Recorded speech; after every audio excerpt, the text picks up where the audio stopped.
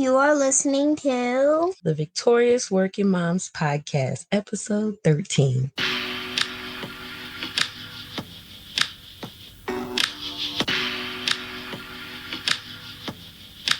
Say we're good or we're bad. For a lot of us, my hand is raised too. A lot of us, we grew up that it's bad to be angry. Whether that was implicit or explicit. You don't be angry. A lot of women don't show anger. Can't be angry. You can only be happy. Or you can't be sad. Sadness is weakness. Sadness is just a feeling. And a feeling is just a signal. Sometimes it means, hey, I need to, what do I need right now?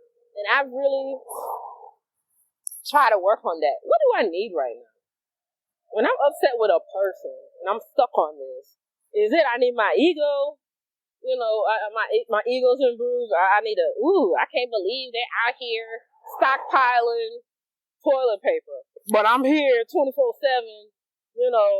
checking the news or watching CNN all day or freaking out. They're freaking out. I'm freaking out. We're just freaking out in different ways. So let me have compassion for them. It's inconvenient. Putting them down is not going to make my anxiety any better. What do I need? What do I need to do to work on that? Okay. If I need validation, this person hasn't called me back. I reached out to a long-time friend, and this time of quarantine or isolation, I reached out to them, and they didn't reach back. And I make that a thing. You don't know. Let me just say, you know what? I don't know what is going on. Somebody might be sick, tired, tied up in meetings, overwhelmed, or trying to process something. It may not have nothing to do with me. So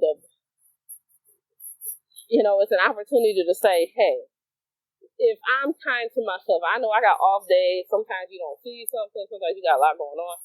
People are trying to work, demanding jobs. A lot of my colleagues are doing televisits, most of them televisits, and trying to, especially a lot of us working moms, we're high achievers.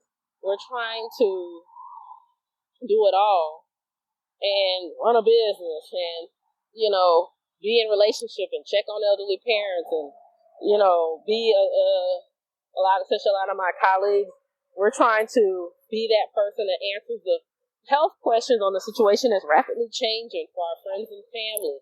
We got a lot pulling on us. We're being, a lot of us are leaders, formally or informally. You're that person people, definitely leaders in our home, that call on.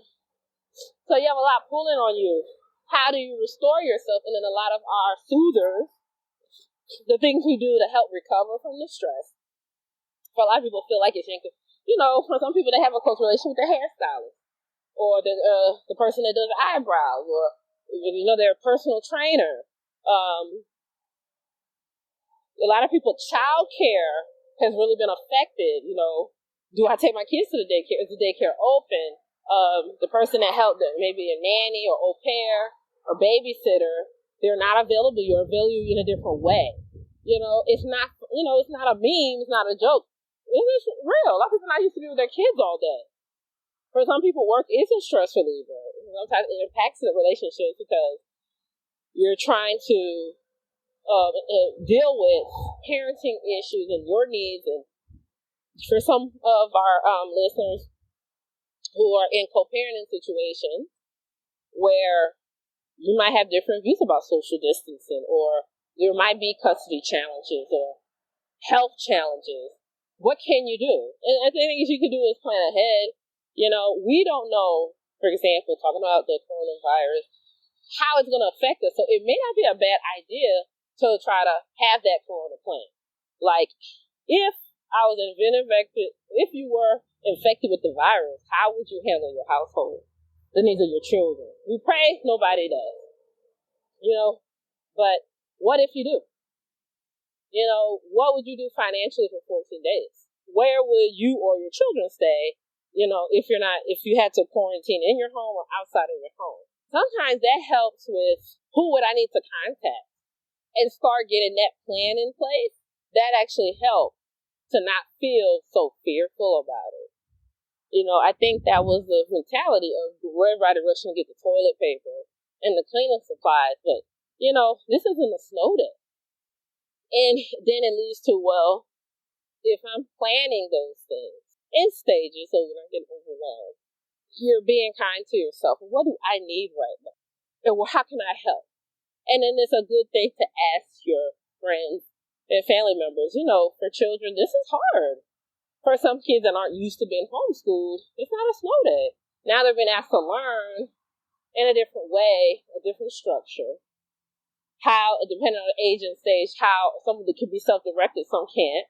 When you have multiple children, when you have one, if you have a child with special needs, those are real challenges.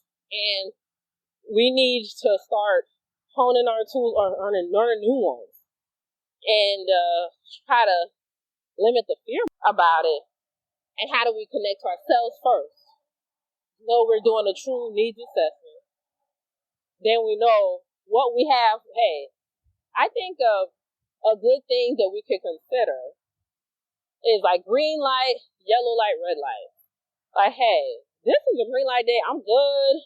My lip gloss is popping. If I wear lip gloss, I'm in a good space. If you need help, hey, this is a green light day for me. I talk about green light, red light, yellow light. I talked about that, that kind of comes from asthma education. I do see children, kind of like how your asthma symptoms are. And I think that is a good tool for people to use kind of also with their mental health and their physical body. Like for some of my former patients who had chronic diseases like lupus or arthritis, that people in their life may not understand if they're having a good day or bad day. I'll say, maybe explain mommy's having a yellow day. If that yellow day means I'm, gotta take it a little slower. I don't do as many tests as I do on a green light day, but I'm still here. I don't need to be in the hospital or anything. You define that in advance. And then what a red light day is like, I need medical attention, or I really can't be doing the active child care today. We might need to have either a partner or another adult step in to assist you. I think that is empowering, and it helps other people know where you are. You're still present. This is where I'm at right now, and this is clearly what I need. So sometimes we're not showing up in relationships because we haven't shown up in relationships, or we're not giving this person clearly, this is what I can do, this is what I can't do, or this is what I need from you, this is what I don't need. And this is, an adult relationship and child relationship. Our children are children. It's really if they are, not adult age. They can only do so much. So when they're playing around, bopping around, they're being kids. And so I say, of course, my kids are being kids right now. So I don't make that, you don't respect me. Why are you doing this to me? They're not doing anything to you. They're just being kids. But then if I say, what do they need right now? I just ask, what do you need? What do you need mommy to do to feel better? Or how are you feeling? So a lot of that checking in with ourselves, we can also teach that to our kids. Check in with yourself. What's going on right now? At the level that they're able to say. Be present with them. What do you need right now? You look like you're sad. Do you want to talk about it? Or what do you need? Check in with yourself first, because if I'm tired, I'm overwhelmed, I'm this, that, and the other, I'm not going to show up the way that they need me. So if you can take care of that, or if you're too overwhelmed, is there somebody who can step in? And I've asked that before in my own life. Sometimes like, look, I am not in a good place. I am at my red. I'm going to need the person that's calm and grounded right now to step into this, and I can come back later. No shame in it. It's like for the new moms listening or having new babies, you're overwhelmed, you hand that baby to somebody else and you go take care of you. So that when you're in the presence of that baby, you're in a better space. There's no shame in that.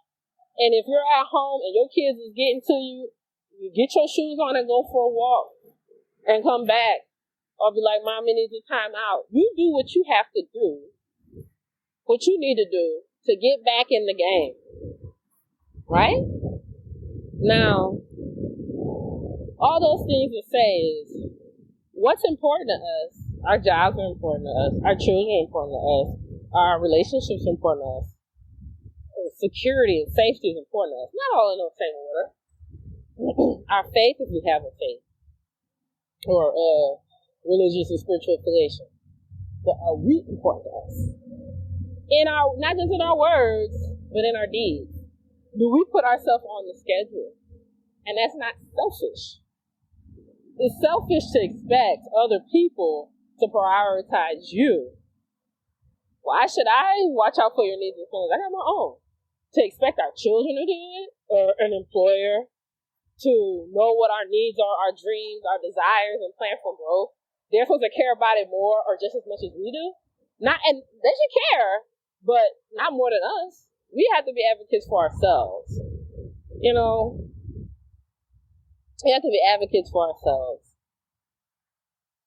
Then we're showing up genuine. Our yes is our yes, our no is our no. People know where we stand, and then they know where to come in. It's kind of like marketing. Having a business or a budding business and building this podcast. I do a lot of marketing stuff, and it's like giving a clear message helps people to connect with you, our customers. But it helps in being clear on what you want in life. Helps the universe, as people say, the universe. God, you're connected with what you want, what you need. It helps you to see, like I said, those black Camrys a little faster, those opportunities a little faster. And then you attract people into your life that know where you stand. And I think that affects relationships a lot.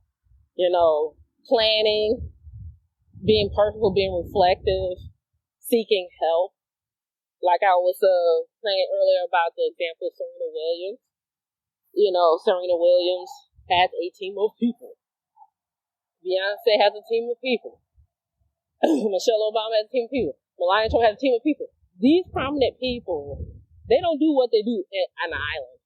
They're not there trying to DIY hair, makeup, website.